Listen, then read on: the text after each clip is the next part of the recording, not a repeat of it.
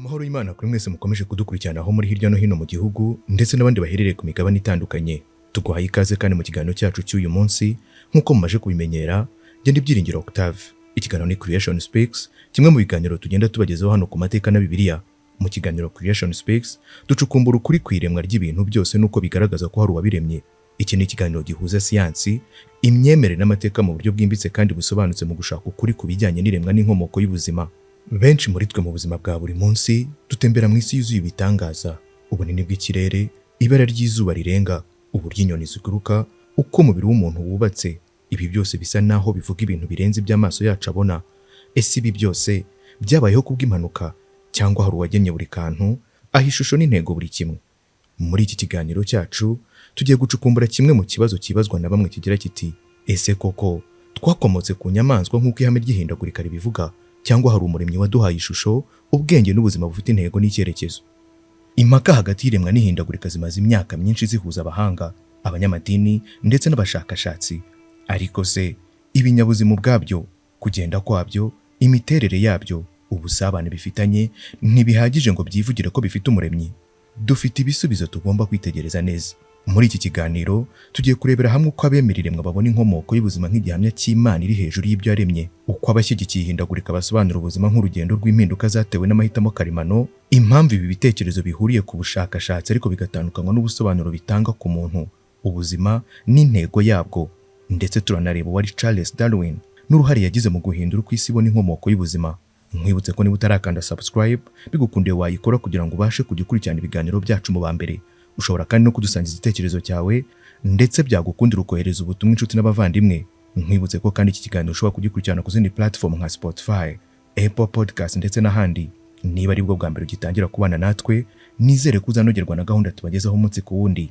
Niba kandi usanzwe ukurikirana ibiganiro byacu, unyemerere mushimire kubw'umwanya wawe.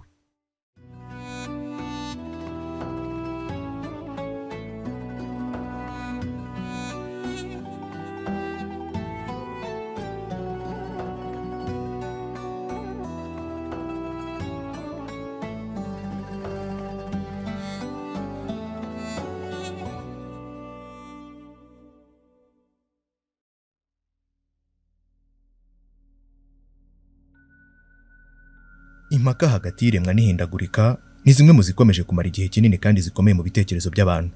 Ntizigarukira gusa ku bushakashatsi bwa siyansi, ahubwo zinashimangira ibitekerezo byimbitse bya filozofiya, imyemerere y'iyobokamana n'indangagaciro z'icyiza n'ikibi.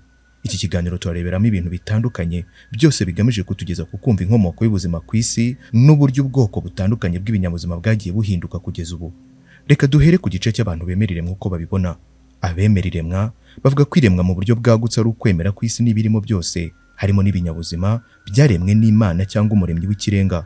Ubu buryo bushobora gushingira ku bitabo byera nka Bibiliya itanga inkuru ku buryo ubuzima bwatangiye.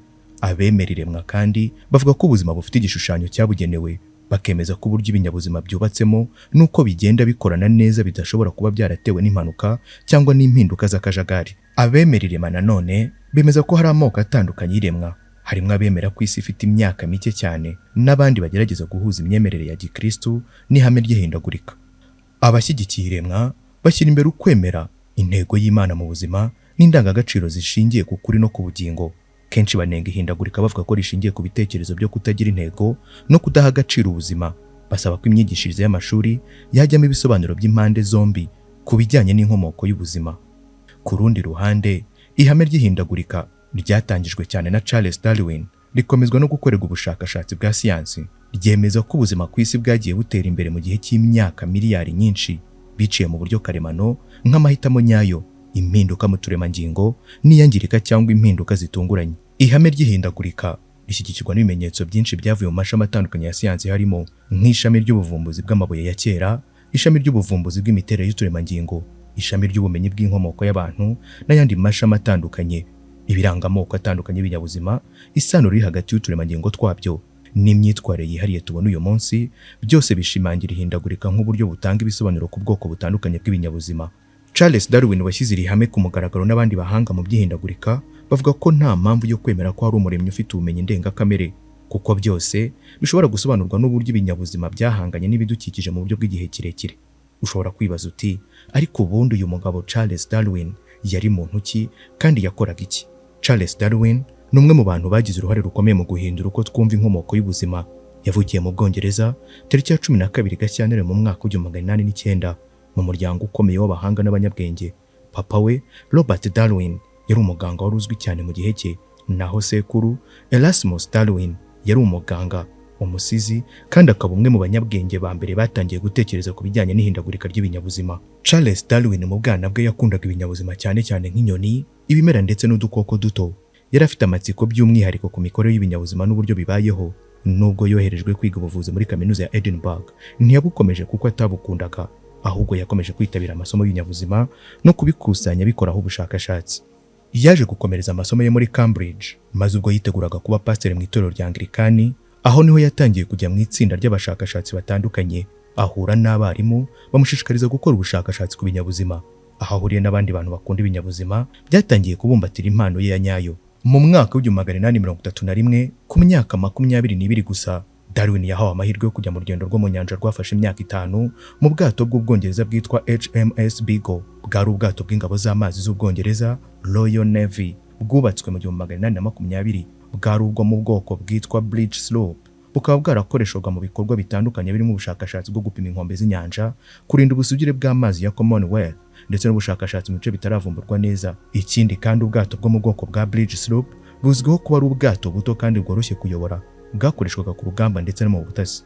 Ubwato bwa HMS Beagle bwamamaye cyane kubera urugendo rwa kabiri rwakoze hagati y'umwaka w'1831 n'umwaka w'1836, aho bwazengurutse isi buhagarara mu bice bitandukanye bya Amerika y'Epfo, Afurika, Australia n'ibirwa byinshi. Umusirikare n'umushakashatsi mukuru muri urwo rugendo yari Captain Robert Fitzroy. Ushobora kwibaza uti, ni gute Charles Darwin yisanze muri uru rugendo? Nk'uko twabivuze haruguru, mu mwaka w'1831 Charles Darwin yari afite imyaka 22. Yari amaze kurangiza amasomo ye muri kaminuza ya Cambridge, aho yize iby'iyobokamana, ariko mu by'ukuri yishimiraga cyane ubumenyi bw'ibinyabuzima, ubuvumbuzi, isesengura ry'udukoko, ibimera, amabuye n'imiterere y'ubutaka. Yari azwi nk'umuntu ucukumbura cyane kandi ukunda kugenda no kwiga ibidukikije. Ku rundi ruhande, Royal Navy nayo yari yateguye urugendo rwa kabiri rwa HMS Beagle rugamije gupima inkombe za Amerika y'Epfo, gusesengura aho ibirwa biherereye ndetse no kuvumbura amakuru mashya ku isi. Kapiteni w'ubwo bwato yatangiye gushaka umuntu uzamufasha muri urwo rugendo utari umusirikare, gusa nanone yifuzaga umuntu w'umunyabwenge wamufasha muri ubwo bushakashatsi. Umwarimu wa Darwin muri Cambridge, Professor John Henslow, wari inzobere mu bimera, yari azi neza ko Darwin afite ubushake n'ubushobozi bwo gukurikirana ubumenyi mu rugendo nk'urwo. Henslow niwe watanze igitekerezo cyo kumwohereza, asaba ko Darwin yajya muri Beagle nka naturalist cyangwa umushakashatsi wiga ibinyabuzima, amabuye n'ibidukikije. Se wa Darwin, Dr. Robert Darwin, ntiyabanje kwemera.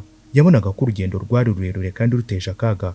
Ikindi yabonaga ko umuhungu we ashobora gutakaza igihe cy'akazi k'iyobokamana cyangwa ubundi buzima bw'icyubahiro. Gusa nyuma y'ubuvugizi bwa mubyara wa Darwin, se yarabyemeye.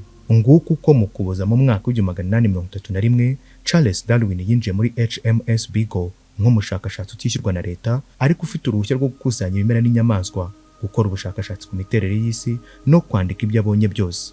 Uru rugendo nirwo rwamuhaye amahirwe yo kubona isi itandukanye, amafi, inyoni, inyamaswa n'ibimera byinshi, cyane cyane mu birwa bya Galapagos, aho yasanze inyoni zifite amazuru n'udushya dutandukanye bitewe n'ikirwa zibaho. Mu gihe ari ku birwa bya Galapagos, Darwin yatangiye kubona ibintu byamuteye kwibaza ibibazo bikomeye ati, kuki inyoni zo kuri buri kirwa zifite umwihariko ariko zigasa n'izindi zo ku yindi si?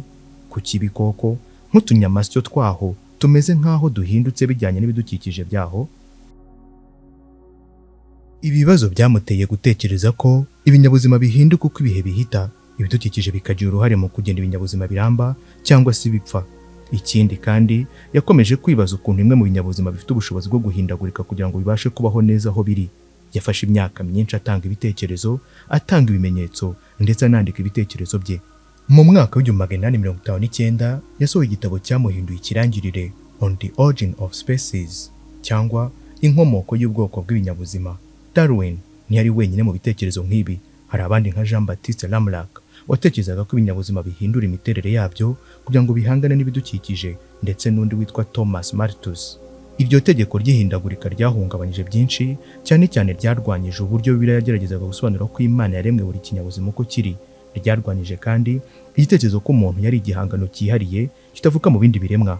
Ryazamuye ibibazo byinshi bya filozofiya, imyemerere ndetse n'icyerekezo cy'imibereho. Darwin ubwe ntiyigeze avuga ko Imana itabaho, ahubwo yagiye agenda ahindura imyemerere ye buhoro buhoro ageza aho ahagarika kwemera idini nk'uko yari yararishyizwemo. Nubwo abashyigikiye iremwa n'abemera ihindagurika kenshi usanga batumva ibintu kimwe, hari amahirwe yo kuganira mu buryo bwubaka. Bamwe mu bahanga n'abanyamadini bashaka inzira yo guhuza izi nyigisho, bavuga ko siyansi n'iyobokamana bidahabanye. Uburyo nk'ubu busobanura ko kumenya ibikorerwa mu isi binyuze mu bushakashatsi bwa siyansi bidakuraho ibisobanuro by'iyobokamana ku buzima n'isi. Hari itsinda ry'abantu rigenda ryiyongera rishyigikiye ubushakashatsi bwa siyansi, ariko rikemera ko inyuma y'ubuzima hari intego y'Imana. Ubu buryo bushishikariza abantu kurebera ubuzima mu buryo bwagutse, bwubaha ubumenyi bwa siyansi ariko bukanaha agaciro imvo n'imvano y'iby'iyobokamana, bityo bikagira uruhare mu biganiro byubaka kandi byimbitse. Nubwo impande zombi zakomeje kurwanya intambara z'ibitekerezo mu mashuri no mu madini, hari abagerageje kureba niba ubumenyi n'ukwemera bishobora kujya hamwe. Bamwe mu bihaye Imana bavuga ko nubwo waba wemera ko ibintu byagiye bihinduka, ibyo byose bishobora kuba byari mu mugambi w'Imana. Hari abavuga ko ihindagurika ari uburyo Imana yaremeye isi mu buryo buyobowe n'amategeko ya kamere.